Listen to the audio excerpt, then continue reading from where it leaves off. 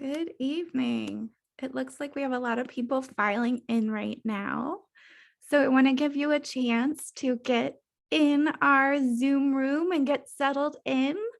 While you are doing that, I want to let you know my name is Allison Kaplan. I'm Director of Education with the National First Ladies Library located at the National First Ladies Historic Site in Canton, Ohio.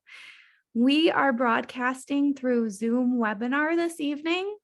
If you've logged in through Eventbrite and you're having trouble hearing us, we recommend that you click out to access Zoom and experience the program through Zoom. We are going to have our chat open so you can ask questions of our speaker and say hello to us this evening. We also have a closed caption available, and we have a sign language interpreter with us this evening. So you can access those things at the bottom of your screen. There are little symbols for each of them, and you click on them. So hopefully you have a family member with you tonight to help you navigate all of those things. We are so excited about the holidays. So we're in the middle of our celebration of Hanukkah, and the countdown to Christmas is on. You can let me know in the chat if you are on winter break yet. I am just about to be when this program is over, so I'm very excited. So one of the things I wanted to ask you while you're participating with us tonight is I have a question for you. We like to start our Fun with FLOTUS program sometimes with a poll, and you can answer some of our questions this evening via the poll or via the chat if you would like. But I have 3 questions for you, and I'm going to launch them while we get started. So the first one is, do you have a pet? Because this evening we are going to be talking about the holidays and how we celebrate with our pets.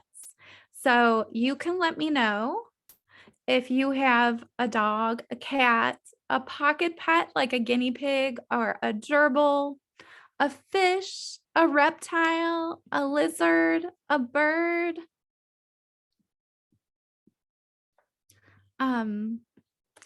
Please let us know. And then do you include your pets in your holiday celebrations?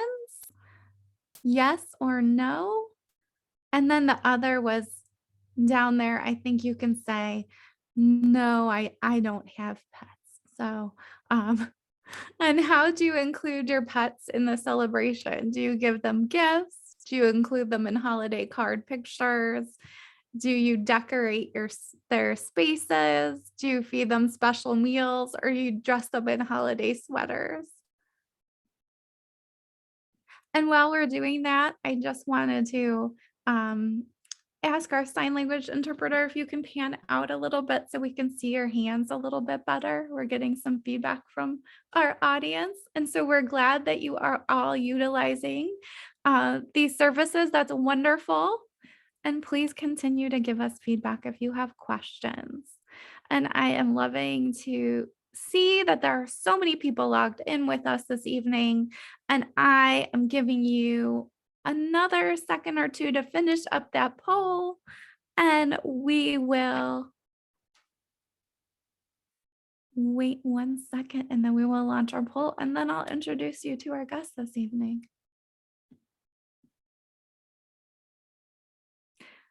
So here we go. I'm going to share my poll, and it looks like a lot of the people, 55% of our participants this evening have dogs, 40% have cats. We don't have anybody who has a guinea pig or a gerbil. A few of you have fish. One of you has a bird, and one of you has something else, whether it's a rabbit or chinchilla. And some people, a few of you don't have any pets, and that's totally okay. I actually have 3 cats, and one is right here with me in this room. He just wandered off. So maybe he will show up to say hello to you at some point. So that is my little poll for you this evening as we talk about pets and animals at the White House and the way we celebrate the holidays. So this year, I'm really excited to have a guest with me that I've worked with before. She is named Coleen Christian Burke, and she is an author and designer. And she is the author of the book that you see up on the screen called Christmas with the First Ladies. So, who are the First Ladies? The First Ladies are the partners to the President of the United States. Most of the time, it's the wife of the president. Sometimes it can be a helper, like a sister or someone else who acts as a hostess. They plan parties, they act as a helper in politics, campaigning with the president.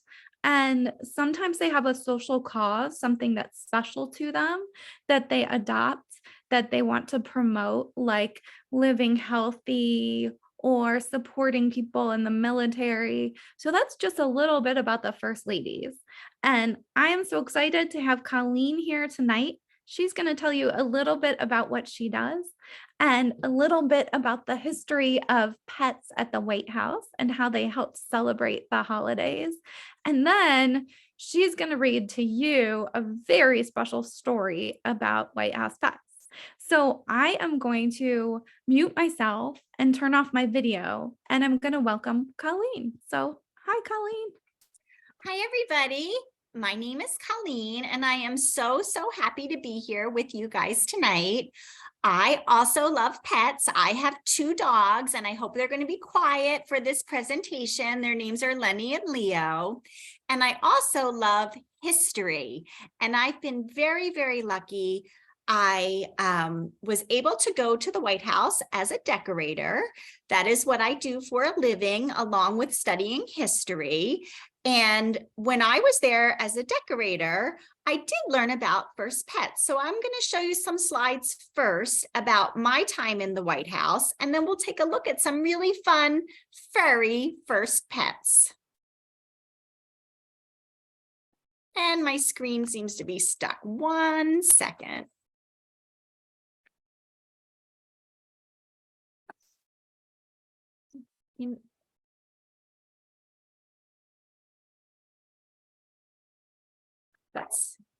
There we go. Apologies for that.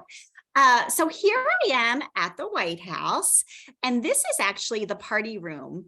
It's the East Room, and I was able to go and be a decorator there. And I learned all about the decorations and how the First Ladies work very hard to decorate. And I'm going to show you some of the rooms that I'm in, because later when I read you the little story that I wrote about White House pets, some of these rooms you'll hear mentioned in the story. So this is the East Room, and you can see how gigantic the tree is and all the decorations that go on the tree.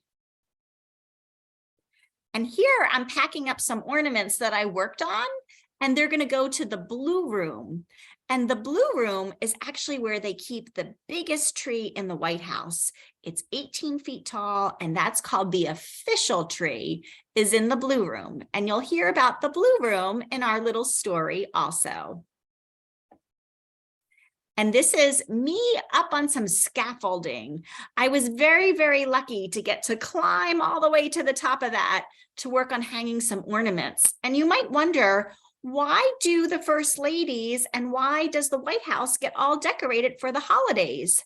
And it is so the American people and visitors from other countries can come and tour and actually go all around the White House and learn about the history and see it looking very beautiful at the holidays.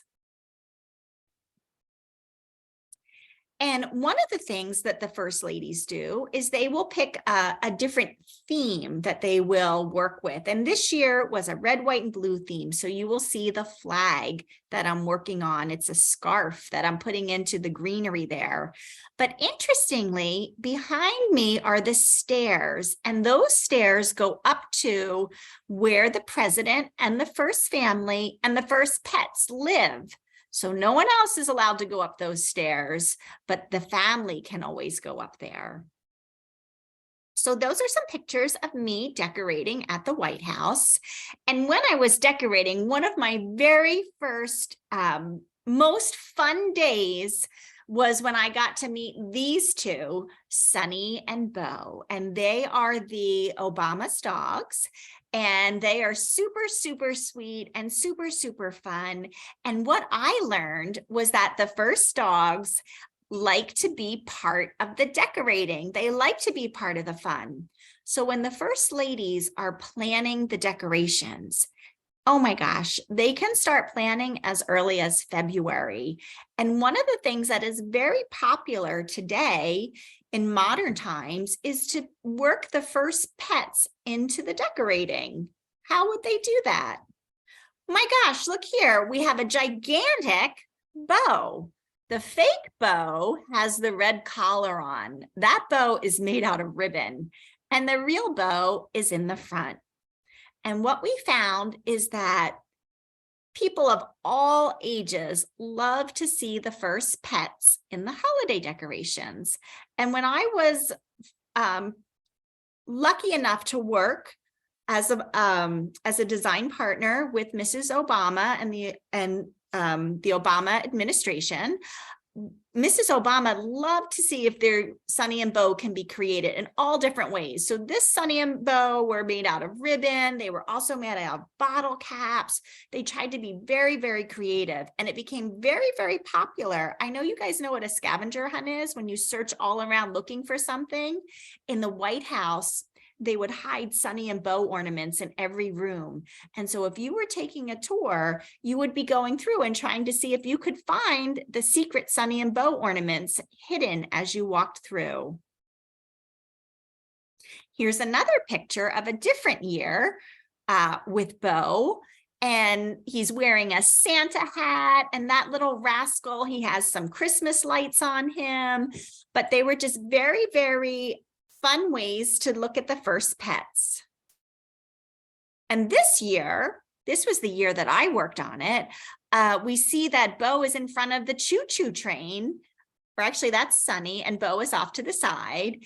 And so those guys like to get in all sorts of trouble and all sorts of fun when it came to Christmas. And here, this is actually the White House gingerbread house. And I want you to look very, very closely outside of the door. You will see, yep, there's one of the White House first pooches. He even made it as a little sugar decoration in front of the White House gingerbread house. So when I was working at the White House doing the decorating, I started thinking about the first ladies and how they like to decorate. And I also started to think about the other first pets. And look, here's Bo. He made it onto the front of a Christmas card that the Obama family sent out. And I got to thinking I wanted to learn more about other first pets. So that's the White House in the background in this snowy little picture of Bo just prancing across the White House lawn. And when I went back in history, I found another White House Christmas card with another White House pet. And if you look down in the corner, you will see a horse pulling a sleigh. And this was during the Kennedy administration, President John F. Kennedy and Jackie Kennedy. That horse's name was Macaroni. Yes, the White House had a horse.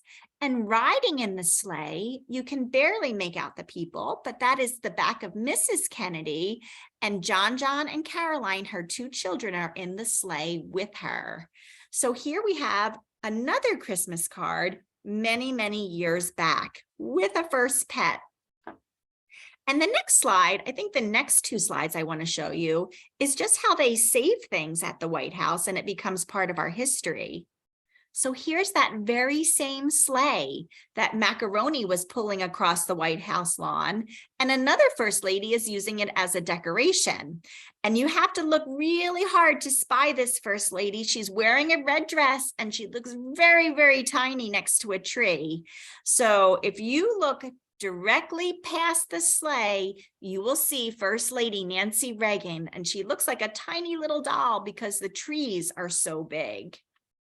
And then I'm going to show you another picture of that sleigh close up. And now you can get to see what Mrs. Reagan looks like close up. So Mrs. Reagan also had a pet, but we're not going to see her pet for a little bit. I just wanted to tell you about the sleigh. The Kennedys also had White House ducks at the White House, and there's a pond at the White House, and these little ducks used to love to swim in the pond. The family had lots of dogs over the years. So I'm going to tell you about the people in this big kind of family Christmas picture. The lady in the middle is Mrs. Kennedy. The man kneeling behind her is President Kennedy. Their children, John and Caroline, are in the picture, along with some cousins and some friends, and also some fairy friends. And they are all having a fun Christmas celebration. So I think the dog maybe has like a little toy in his mouth. And then in this next picture, the fairy friend is resting. But this is just a fun way to see how first families love pets and how they celebrate with their pets the same way that we do at home. This president is President Nixon, and this is Mrs. Nixon, and they had many furry friends also.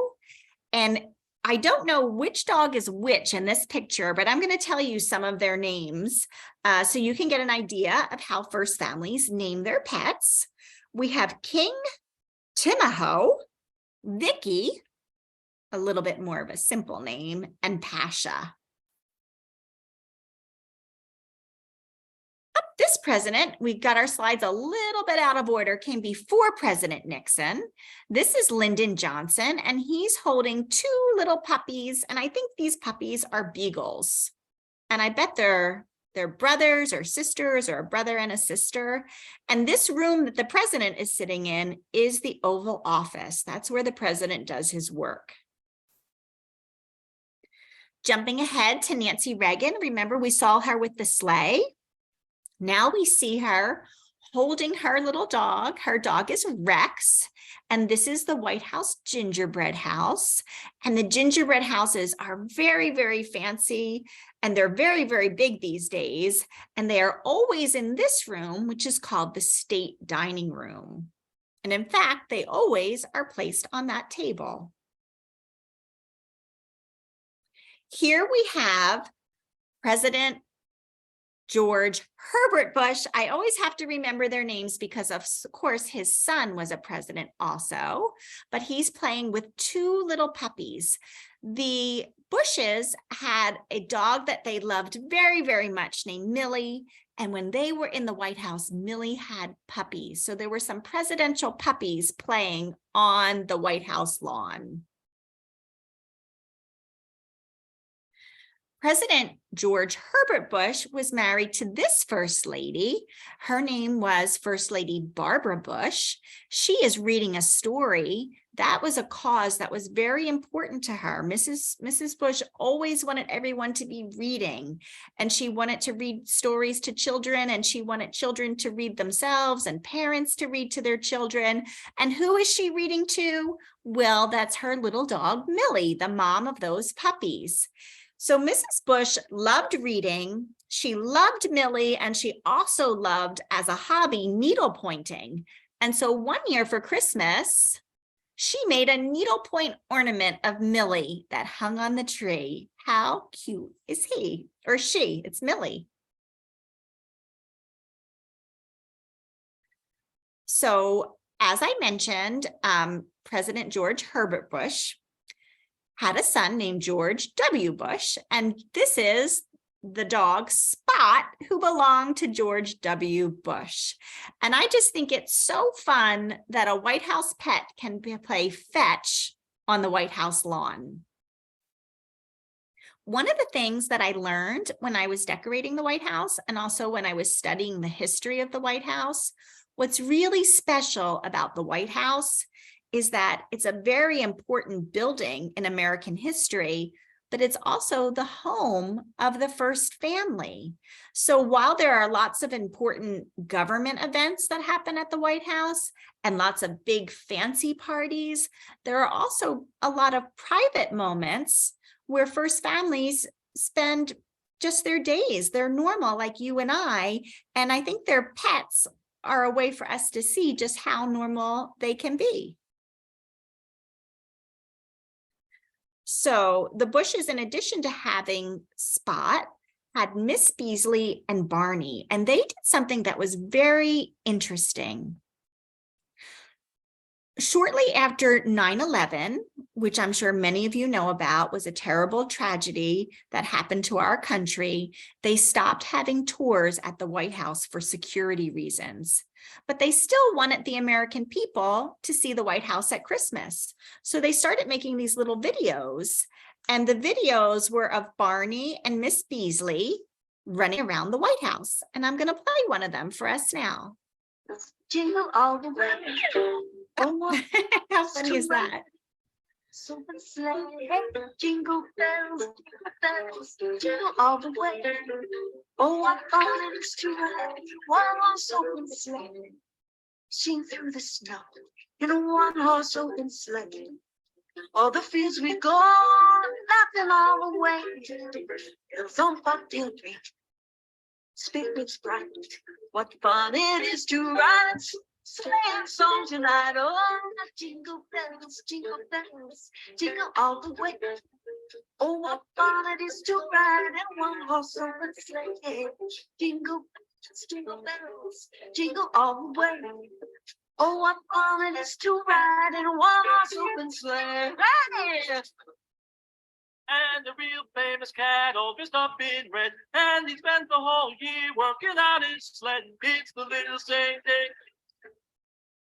The little Saint Nick, just a little bobsled, we call it old Saint Nick. But you wanted to bargain with the 4-speed stick. It's a candy apple red with a ski for a wheel. And when you hit the gas, you wanna watch it feel. It's the little Saint Nick.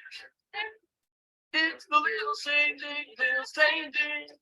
Come on, Saint Nick.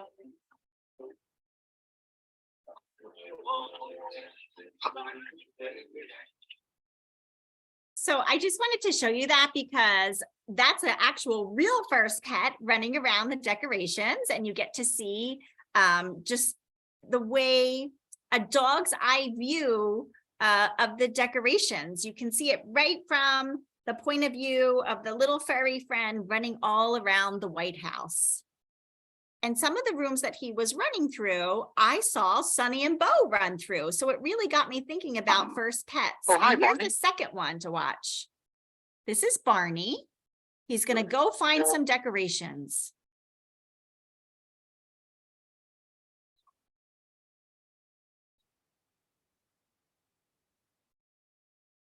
So he sees that there's a present for Miss Beasley, who was the other dog in the White House.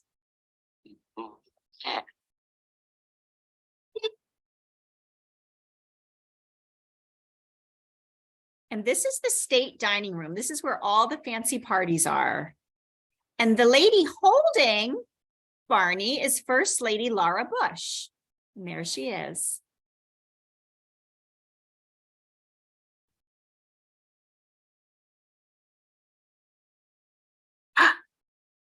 Miss Beasley, where are all of your presents? I know I put them under the tree earlier. Who would have moved them? The presents Barney. are missing. Remember, Barney was looking at the presents in the beginning of the video? Miss Beasley and Barney really look alike. There's a hidden present. Miss Beasley? What's this box doing here? This is not part of the decorations.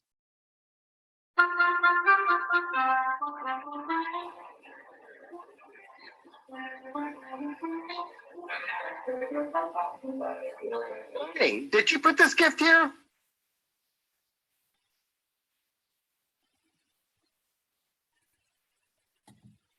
So that was just a fun little video. If you guys want to see that video, if you want to watch more of it, you can go to the George W. Bush Presidential Library online, and they have all of those videos there. And that one was just like a fun little mystery of Barney hiding all of Miss Beasley's presents all throughout the White House. When the Bushes moved out, the next president that came in was President Clinton and First Lady Hillary Clinton. And the dog you see in this picture, his name was Buddy, and the cat's name was Socks. And President Clinton loved these two pets so much that at the holiday season, he would go and visit with young boys and girls across America, and he would read them "'Twas the Night Before Christmas." And he would bring Buddy with him and Socks. And guess what? Sometimes they got along, and sometimes these two got into fights, because sometimes that's what cats and dogs do. And this is just a really fun picture. The Clintons had their pets sit for official portraits. A president and a first lady will always have a very special picture done of them. Sometimes it's a photograph, lots of times it's a painting. And what the Clintons did that was fun was they had official portraits of their first pet. So this is Buddy's official picture. And the next one is a funny picture. Oh no, a little bit out of order. This is President Clinton playing with Buddy on the White House lawn.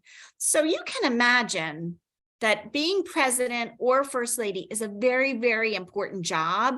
And maybe sometimes you just need to take a little break. And what a fun way to take a break with your cat or your dog or your furry friend on the White House lawn. Here we have Socks, the Clintons' cat. And what's so funny about this is the White House press room, and somehow Socks has gotten up close to the microphone. And in the press room, that's where all the reporters go to ask questions. So I wonder what the reporters were asking of this little kitty cat that day. And here we have President Clinton and Mrs. Clinton, and they're playing with Socks on the White House lawn. So it's not just the dogs that get to go outside. What have we seen? We've seen it's the horses, the dogs, the ducks, and now the cats. And I skipped the Obamas because you saw a lot of the pictures of Sonny and Bo at the beginning. And now I'm going to read you a little story that I wrote about Sonny and Bo. But I also wanted to show you President Biden's dogs, Champ and Major. And probably by now, you know, this room is the Oval Office where the president works. So I really fell in love with Sonny and Bo. They were so sweet when I was doing all the decorating. And it wasn't just me, just so you understand, there's lots of people, probably over 80, but less than 100 who work on the decorations. And when you are working so hard to get all of the decorations hung and perfect for everyone to come see, and a sweet little Sonny or Bo comes by and lets you pet them, it's a really special thing. And I started thinking about how Sonny and Bo were in the decorations, how we made special ornaments that we hid for the children to find. I started thinking about how we made the big Sonny and Bows, how the floral department made the big Sonny and Bows for the children to see and love and take pictures with. And I thought that I would like to try to write a little story about Sonny and Bo at the holidays. So I wrote a story that I'm going to share with you. Here is a little picture that my friend, she's an artist, her name is Jen Lang. She made a picture when we were working on this story together. But I'm really going to have to ask you to use your imaginations when I read the story, because we're saying it's a special story because you can't find it in a bookstore or on the internet. This is a story that I wrote for my children that I am going to read to you, and I hope you like it. You will need to think about all the different places I showed you in the other pictures, like the Oval Office or the East Room where they have the big parties, or the Blue Room where they keep the most gigantic tree in the whole White House, and the State Dining Room where they keep the gingerbread house. So I did pull a few pictures that might help you follow along in the story, but every part of the story does not have a picture to go with it. So this is where we really have to use our imaginations. And I hope you like it. And you can ask me any questions you like at the end. So again, the story is about Sunny and Bo, just to set the scene. And you see that this is what they look like. You see the picture up there. You see all the decorations. And this is about what happens when a class of students goes to visit the White House at the holidays and they run into Sunny and Bo. So I will start reading. The story is called Sunny and Bo's Merry Mischief, a White House Tale. And it's a tale that's spelled T-A-I-L, like a puppy's tail. Here are the first dogs, Sunny and Bo, and it's the White House Christmas tree being pulled by a horse-drawn carriage up the White House drive. Bo and Sunny are Portuguese water dogs. Bo is the big brother, and Sunny is the cheerful little sister. Sometimes they get into merry mischief. So there they are, the real Sunny and Bo on the White House lawn. Today, Mrs. Bennett's class is going to tour the White House. They are going to a holiday party. Now they are standing at the White House gate, waiting to go inside to sing Christmas carols to the president. So remember, I'm going to say the words and you're going to use your imagination. A little girl named Becky tries to see all of the decorations as they walk through the hallways. Mrs. Bennett makes sure each of the children have a partner. Becky's partner is named Marshall, and Marshall knows everything about the White House. Do you know they only have 43 presidents? And that only 43 presidents have lived at the White House? Marshall asks. The children squeal as they get their first glimpse of Sunny and Bo. Hold on, these aren't the real Sunny and Bo. These holiday imposters are bigger than the first pooches. Okay. They are made from a mile of black ribbon each. The fake Sunny and Bo are as soft and fluffy as the real Sunny and Bo. Their heads move and their tails wag. Oh, if only we could meet the real Sunny and Bo, Becky wishes. Now be using your imagination through this part. Suddenly, the real Sunny and Bo playfully dodge around Becky's classmates, jumping and playing. Something warm and fluffy tangles around Becky's leg. Oh no, with a loud thump, she falls to the marble floor, landing on her arm. Sunny licks a few tears off Becky's cheek, and then she nibbles Becky's ear. This makes Becky laugh. Don't worry, Becky, says the teacher, Mrs. Bennett. The White House has a doctor. I bet you didn't know that. It will be okay. I will send Marshall with you to the doctor. Becky is carried to the doctor's office by a Secret Service agent.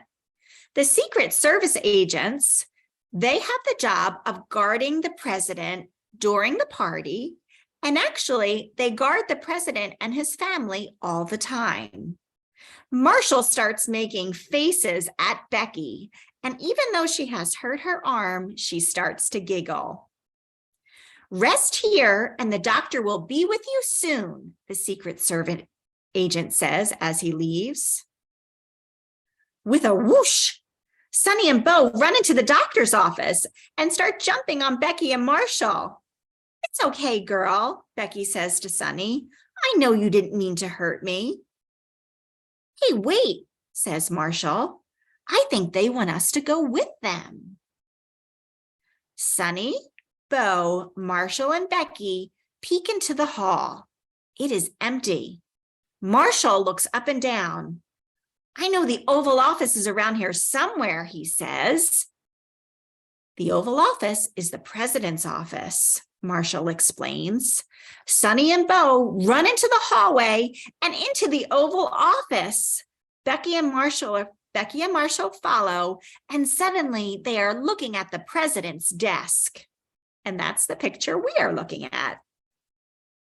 Suddenly they hear something. Someone is coming. Everyone dives under the president's desk. 2 children and 2 dogs, all smushed under the desk. The feet come closer. It's the president. He's speaking to someone they can't see. I hear a little girl got hurt, the president asks. Yes, says the feet. We are making sure she's okay. They start to walk away, and soon Becky and Marshall and Sunny and Bo, being very quiet under the desk, think that they have left. They can't hear the men talking anymore. Marshall scratches Bo's head. What is it, Bo? Do you want us to help find the Sunny and Bo ornaments? Remember I told you about those ornaments that get hidden. Becky remembers hearing about the Sunny and Bo ornaments. At Christmas, these special ornaments hang on the trees for the children to find as they tour the White House. Sunny and Bo dart from the Oval Office, and before they know it, Marshall and Becky can only see their backs as they disappear. Quick, quick, they want us to keep following them. Suddenly, they see Sunny chasing Bo down a staircase. Marshall and Becky follow. Wow, I know about this, Marshall blurts. This used to be the White House swimming pool. President Roosevelt built a swimming pool inside. Now the pool is empty. Did you know there was a secret swimming pool in the White House? I bet they want to swim, Marshall says. Portuguese water dogs love to swim. You bet this was a real pool, don't you, Sunny? Sunny starts dancing excitedly. Marshall had guessed her secret swimming wish. Hey, look at this writing on the walls, Becky interrupts. Just then, Bo drops a marker from his mouth and it lands at their feet. We can write our names too. Becky writes Feliz Navidad, love Becky. She can't really get into trouble for writing Merry Christmas on the White House pool, can she? You know what this is, Marshall said. This is a tradition. The reporters come down here. You know, those guys that ask the questions and write for the newspaper and write for all the blogs. They're allowed to write their names on this old pool. But we don't have time now to talk about this. Come on, says Marshall. The Secret Service could catch us at any minute, and we haven't found any of the ornaments. I bet there's an elevator around here somewhere. They found the elevator. They tumble in and push 1 floor up. I've got to show you something in the state dining room, Marshall yells. When they come out of the elevator, Becky and Marshall see Sunny and Bo standing at a dessert table. Let's see if I have a picture of this. Why, there are Sunny and Bo cookies, and they look exactly like the first dogs. Do you think we could have one? Becky turns to ask Marshall, only to notice he already has crumbs all over his face. What, says Marshall, with a smile on his face. Bo wanted me to eat it. If Bo wanted me to have it, of course I'm allowed. Becky looked at Bo, and guess what? He had crumbs on his face too. Suddenly, Becky sees the most amazing house. This is what Marshall wanted to find. The White House gingerbread house. There is even a tiny Sunny and a tiny Bo made from sugar. Maybe you can remember what that gingerbread house looked at when I showed you the slides earlier. Becky looks up and sees the Secret Service. It's time to scram. The men know that these children can't be running all over the White House with Sonny and Bo, but the adventure is too much fun. Becky calls out, "Come on, Sonny. Come on, Bo. Let's go to the East Room." Like a flash, the four of them run into the grand foyer, past at least 12 snowy Christmas trees. They run so fast they slide into the East Room, ducking under a table complete with eggnog and oysters. This room is the East Room. This is an old-fashioned picture of parties that used to happen there. The East Room is the biggest room in the White House. Becky hopes that no one can see them. "Do you think we're going to be in big trouble?" she asks Marshall. "Why?" he shoots back. "I mean, Amy Carter, President Carter's daughter, used to roller skate in here. Surely we can just relax under a table." So this is another picture, an old-fashioned picture of the East Room. And here's a more modern one. Oh, Becky thought, I would love to roller skate in the East Room. But then she remembers they're being chased by the Secret Service. They have to hatch a plan. "Okay, listen," says Marshall. "I know where we can solve the mystery of the Sonny and Bo ornaments. Come this way, follow me." They sneak from under the table, walking with Sonny and Bo by their side. This way connects to the green room, which connects to the blue room. The green room, the blue room, what comes next? The pink room? Becky laughs. But at the White House, they call the fancy rooms by their names. So now they're headed into the blue room. And we know in the blue room, that's where they keep the biggest Christmas tree. Oh no, the Secret Service is getting closer. The gang ducks into the blue room. A tree takes up almost the whole room. Everyone starts running around it. Becky is running around it. Marshall is running around it. Sonny is running around it. Bo is running around it. And someone bumps in to the big, giant tree. And the ornaments are falling. Marshall and Becky start to back out of the room and into the grand foyer, their eyes growing wider. With the ornaments crashing loudly around, everything else becomes very quiet, and the Secret Service stops running. The guests freeze just as they are about to eat their treats. And Becky and Marshall? Well, they can't believe their eyes. One last ornament falls to the ground and rolls ever so slowly, clattering across the marble, stopping in the middle of the floor. Just then, Bo runs over to the ornament and scoops it up like it's a ball, like he's going to play fetch. "What is it?" Marshall whispers, as Bo brings the ornament to Becky. Sonny barks with happiness. "It's a Sonny and Bo ornament," blurts Becky. She holds the ornament out for Marshall to see. There is one simple word: peace. This year, the Sonny and Bo ornament is a wish for the world. It is a wish for peace. "Good work, you two. Good work, Sonny and Bo," says Marshall. "You showed us what is really important at Christmas." And P.S. Becky and Marshall and Sonny and Bo all did get in trouble for their big Christmas caper. They had to sweep up all the Christmas tree needles that were on the floor. And with 50 Christmas trees in the White House, that was a lot. And oh yeah, Becky had to get a cast for that arm, but it had the coolest signatures ever. And that is my little Christmas story that I wrote about Sonny and Bo and a Christmas caper at the White House. And I hope you guys liked it. And if you have any questions, I would love to answer them. Coleen, that was so wonderful. It was really interesting because while you were talking about the White House and pets, there was so much flurry of discussion in the chat and comments. And as soon as you started reading the story, everyone got quiet. So I know everyone was just entranced with the story. It was fabulous. Well, thank you for listening. So I wrote this story for my children, And I always wanted to share it with children across the country because I do think there are some very special things, like the White House, they call it the people's house. It belongs to us. And the holiday decorations, the first ladies designed those for us to see.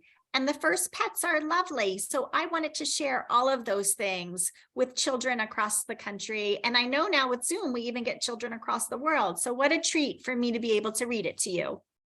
It was fantastic. Now, there have been a lot of questions in the chat while you were talking about White House pets, and some of them I think you might be able to answer, and some of them I might be able to help you out with, and some of them we have some links and info we'll send you out after the program so you can learn more about White House pets, because there's a lot of cool videos and resources out there. So one of the questions people had was, who takes care of the pets at the White House? So over the years, different people have taken care of the pets. There's a job in the White House called the White House Usher, who takes care of a lot of the things for the family. During the Obama administration, there was a fellow who worked on the grounds and kind of took care. He made sure that the White House always looked beautiful and manicured, and he would make sure that Sonny and Bo went for their walks and went out. The first dogs do. And usually most first pets will live upstairs in the private quarters. Remember those steps I showed you that went upstairs? That's where the first pets normally live. But they do have free reign of the White House. They are allowed to go around. It is their home. So we have to remember that. But different people take on different roles. And the family themselves, when they are home, they will be taking care of the animals if they're not traveling abroad. I was just reading that Susan Ford had the litter box for her cat in her room. So she was in charge of taking care of the cat. But then they adopted Liberty the dog. And the press asked her if she would be taking care of, who would be taking care of the dog. And she said her father would be. So one more job. If you're president, you also have to walk the dog. One of the things that I think is interesting is the White House, the downstairs rooms are pretty big, but the upstairs living quarters, especially the bedrooms, are rather small. So to be keeping things to take care of your animals in those spaces, it just shows you how much they love their first pets. And I love the idea that the White House is a museum. So this is one of the museums that pets actually get to visit and live in. Yes. And that's kind of fun to think about. And then people also asked about pets running. Do they get the run of the White House? And we kind of talked about that a little. It depends on the first family. I think it also depends on the events that are happening, right? Because we do have to remember it's a very strange combination of a private and a public space. And when there are big events happening or many, many people, like the East Room can hold up to 300 people. If there are 300 people coming to the White House for an event, it might not be the best time to have, the first pooches running around. So I think they probably look at the schedule every day and they adjust not just the pets, but also the family, how they're going to be living in the house and what they're going to be doing. And some days are, probably have dignitaries, maybe presidents from other countries coming, maybe a lot of pomp and circumstance, and maybe other times are more quiet. And probably the first pets have more free reign when it's more quiet, I would think. That's just an educated guess. Mm-hmm. And someone is asking about who was the first lady or president to have a pet at the White House. And all of the presidents almost have had pets. Obviously, early on, they would have horses and livestock.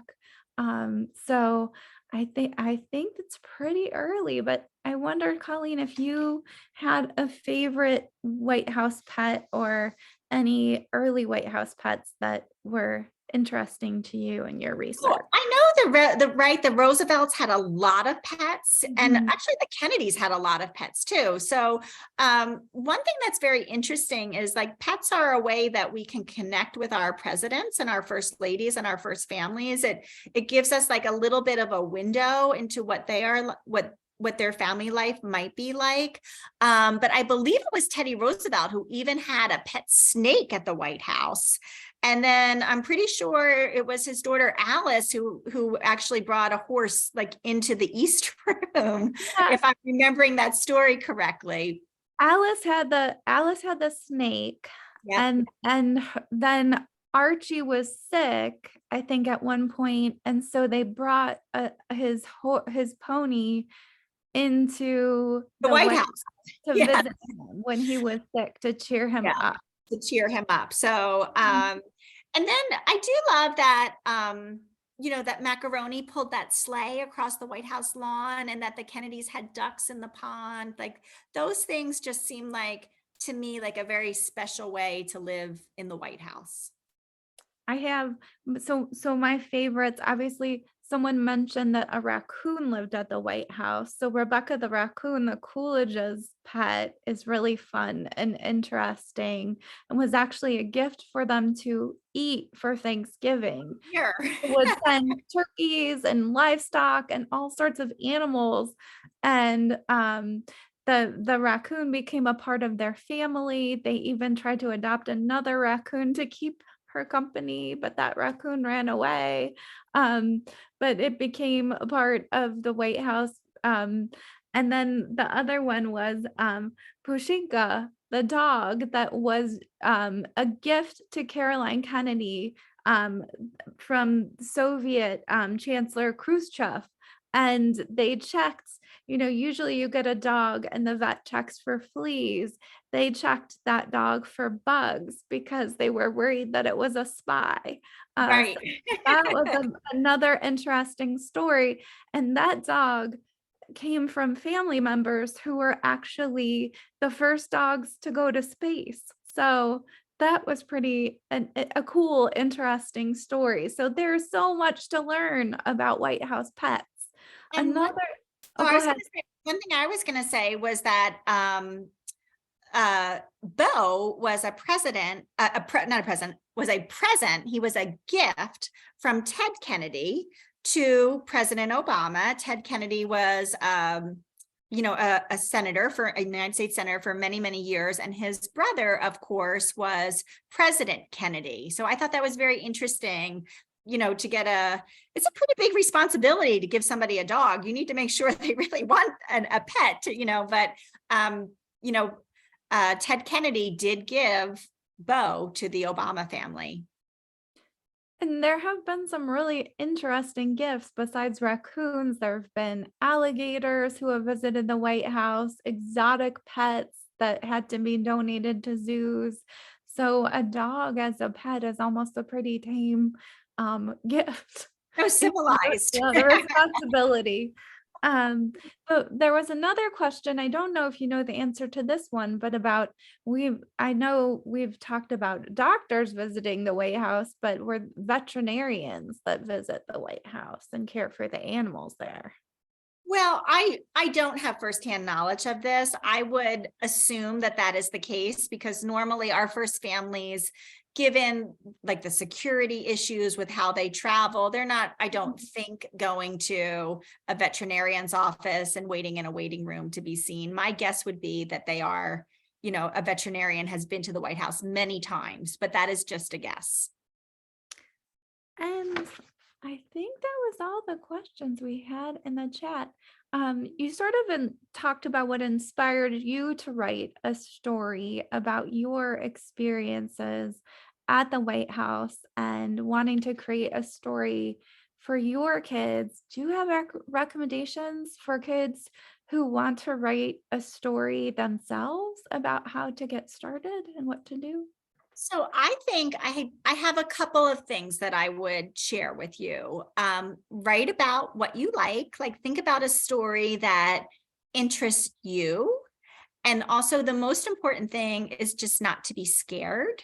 And sometimes you just have to start something for magic to happen. And in writing, it doesn't always happen right away.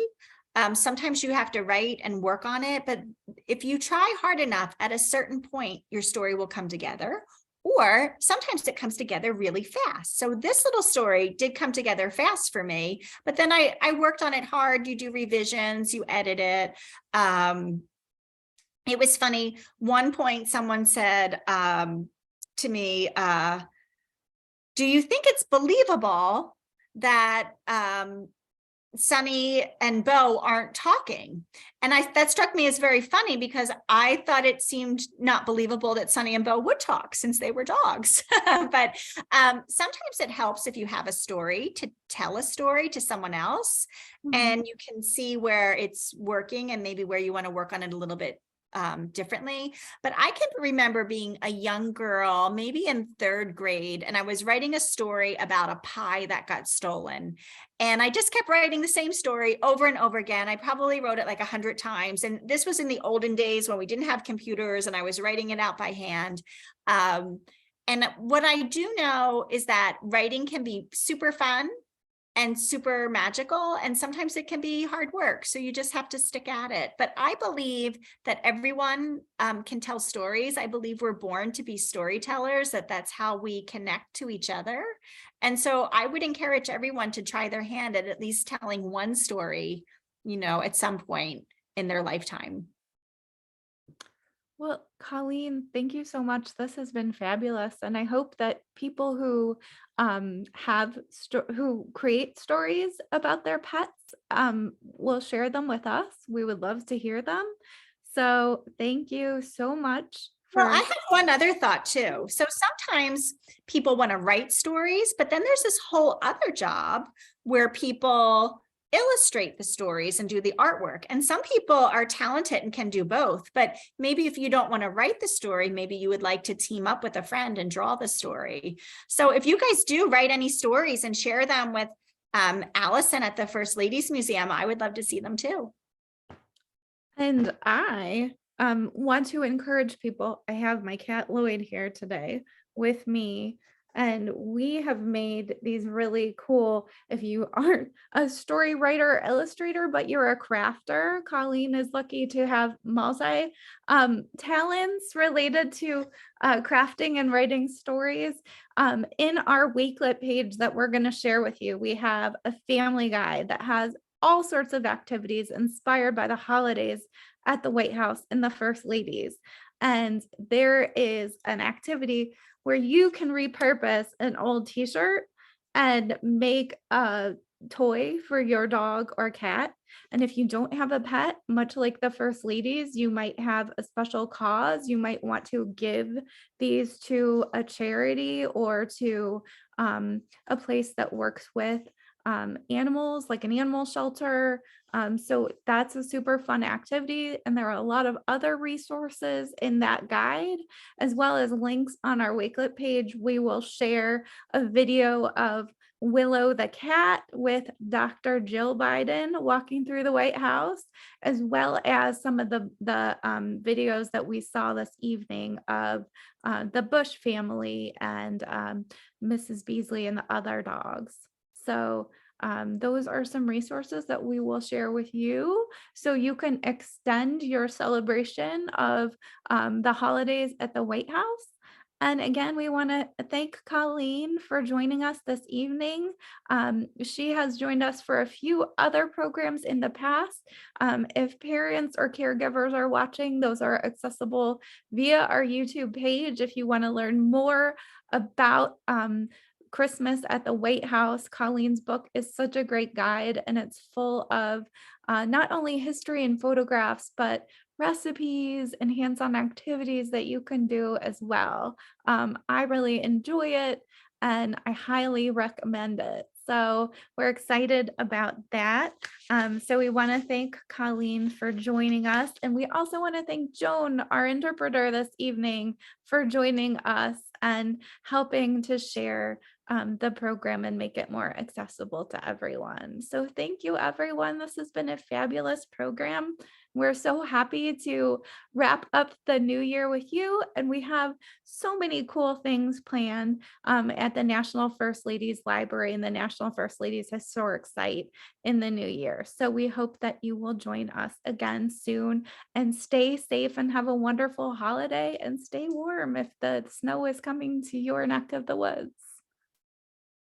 So thank you, Coleen. Thank Thank you, you so everybody much. out there, and have a Happy great holidays. Happy holidays. Good night. Night.